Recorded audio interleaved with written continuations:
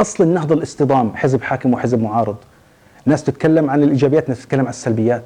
السلام عليكم. واحدة من المفاهيم الخاطئة اللي دايما بلاحظها عند الثقافة العربية انه بفكر انه حرية التعبير على الرأي انه هي بتعطيك المجال انك انت لازم تدخل وتسب وتشتم وتجرح وتتعدى على الاشخاص، وهذا مفهوم خاطئ. فكرة انه احنا نكون مختلفين في الآراء مع بعض هاي فكرة صحية جدا. ذكر أخوي حسين في أحد المقابلات اللي عملناها معه في 50 طائفة من العرب نقطة عن موضوع تطوير المجتمعات.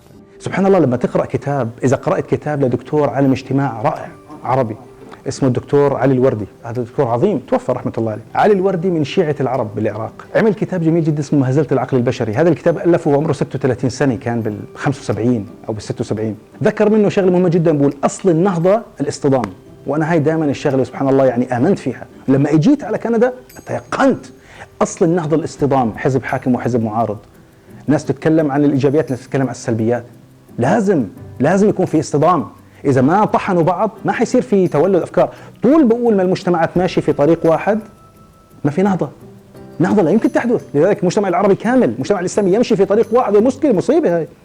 أنت اليوم ما بتقدر تروح تتكلم إشي against النورم في أي مجتمع باي ذا واي. يعني حتى اليوم أنت بدك تطلع تتكلم بكندا، إذا كان against النورم ممكن شيء ما يتقبلوه في البداية، بس they willing to listen.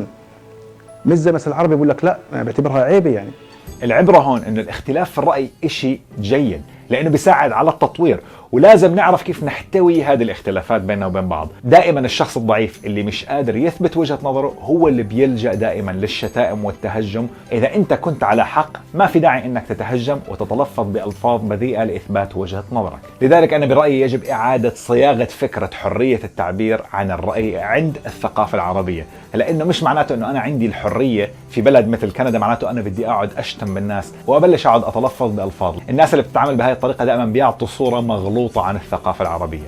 نعم لك الحق انك انت تعبر عن رأيك، ولكن استخدم هذا الحق بطريقة صحيحة في التغيير والتطوير مع احترام الرأي الآخر واختلاف في الآراء، مش في التنمر وفي المسبات والشتائم. وما نكون مركزيين في الفكر زي الأولاد الصغار. يعني شو رأيكم انتو؟ هل لازم للمواطن يكون له الحق بانه يشتم ويسب ويحكي بحرية زي ما هو بده ويتعدى على الاشخاص، ولا لازم هاي الحرية ما تكون مطلقة؟ وكيف لازم نتعامل مع هاي الحرية عشان ما تخرج عن السيطرة؟ شاركوني آراءكم في صندوق التعليقات. راح اختم في مقولة حكاها الكاتب البريطاني ألدوس هوكسلي. حكى ان الحرية الوحيدة اللي هو بيعرفها هي حرية العقل، وهي نقطة راح اتطرق لها في الفيديو القادم ان شاء الله. ما تنسوا انكم تعملوا لايك وشير وسبسكرايب على قناة اليوتيوب، وبشوفكم بالحلقة القادمة.